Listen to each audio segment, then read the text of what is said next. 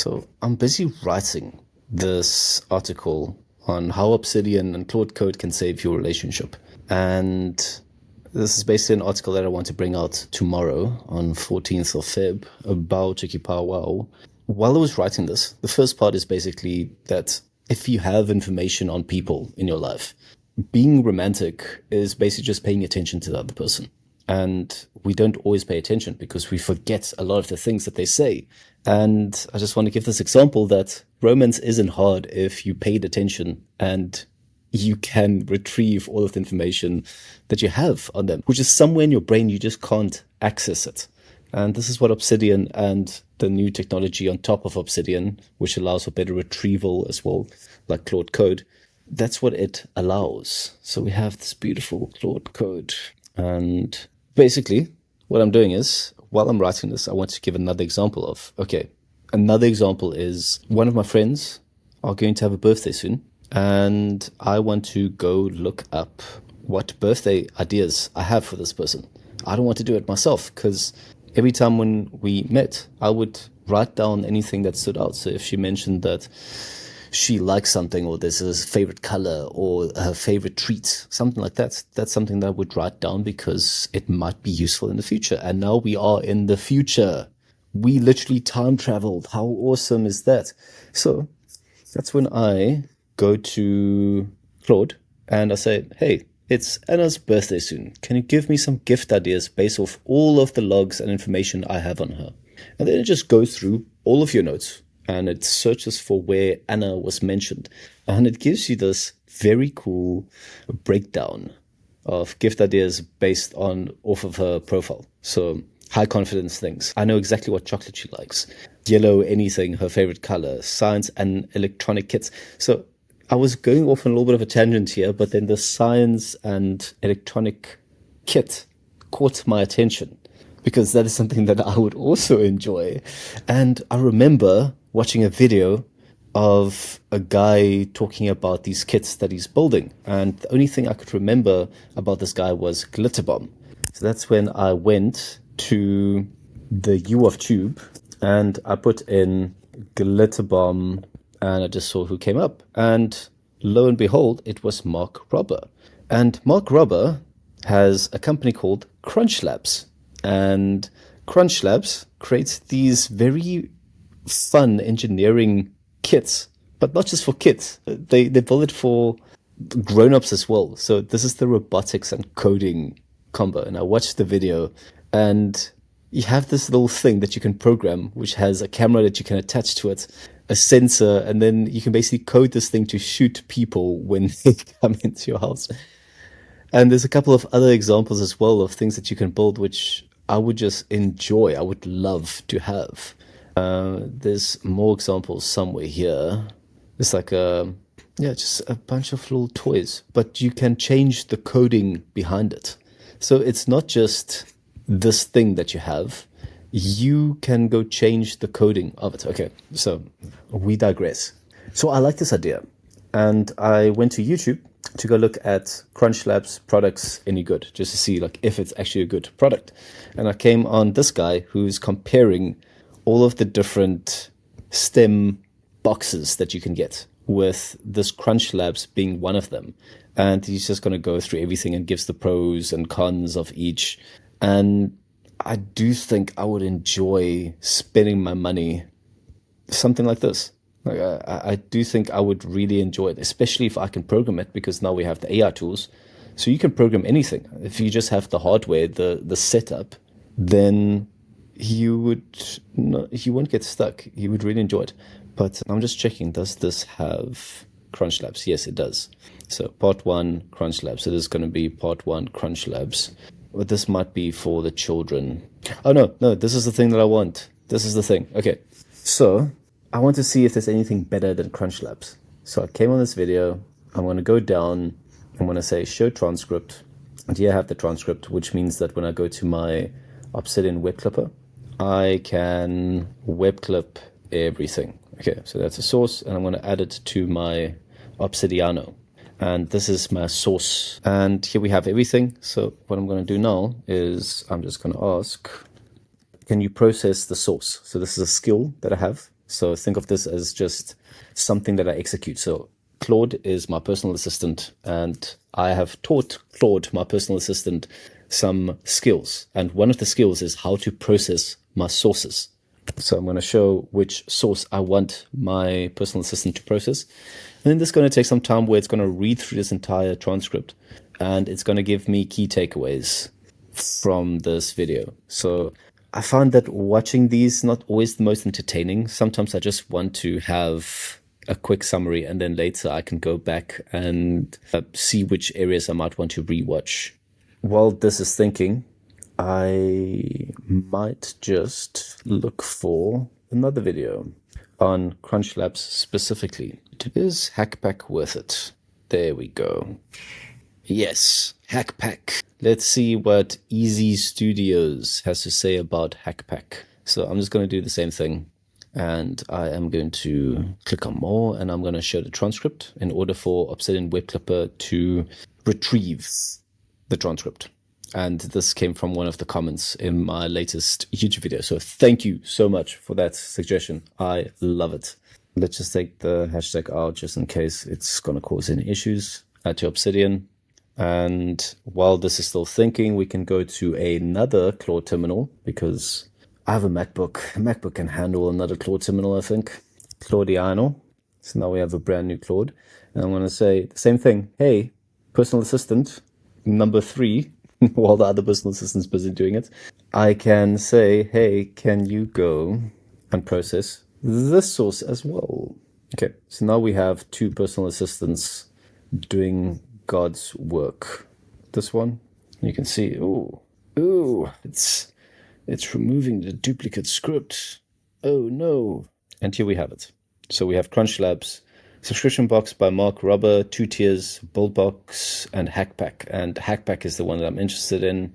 But then we have Malscience chemistry kits with the links to that specific timestamp. And we can see like the ages that's intended for, and we can get a quick breakdown of the final verdict. Let's see, CrunchLabs, most fun. KiwiCo, best variety and options. ThinkerLab, best for creative problem solving and hands-on learning.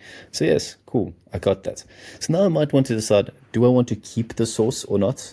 So for me, this one won't really be that valuable.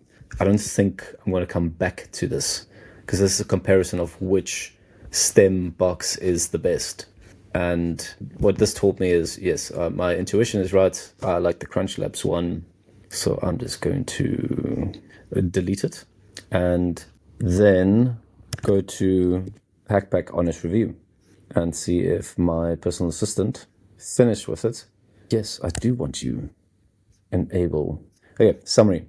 The teenager reviews while the hardware is excellent, great. The coding experience proved extremely frustrating for a true beginner. I'm not a true beginner, and my friends also not true beginners, so 5 out of 5 for me. So I returned first box.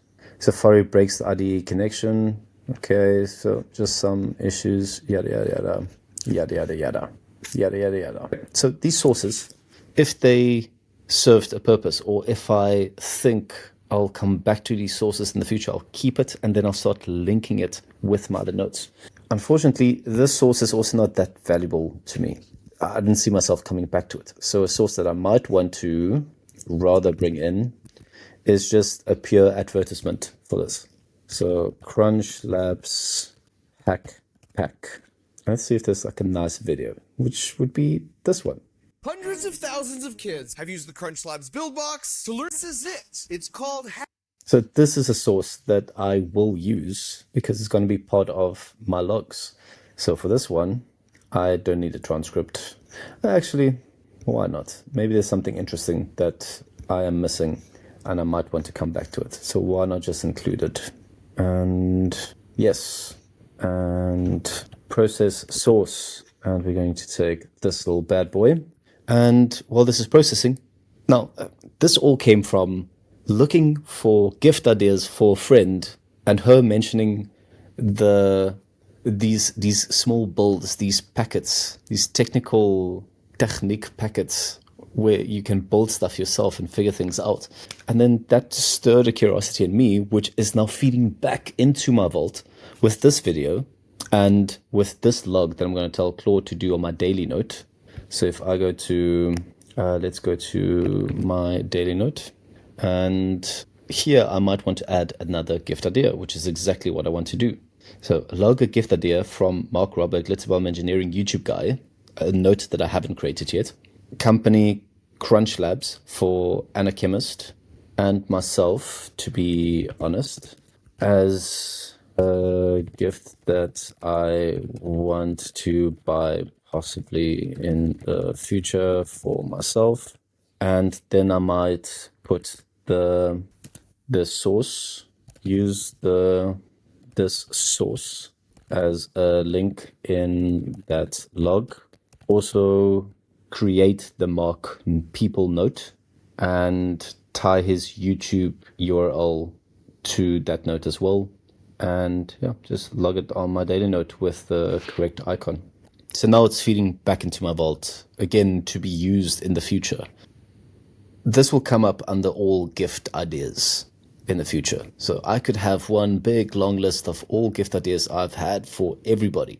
And normally you would do something like this, where you would go to the search note. And here I would have to put in that I'm looking for gift ideas.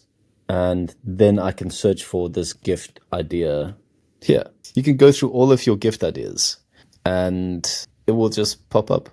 And then you have unlimited ideas. So you don't have to start from zero. That's my whole point. I don't start anything from zero anymore. I don't feel like I have that activation energy or I need the activation energy, because I've been using my Obsidian for the past 3 years.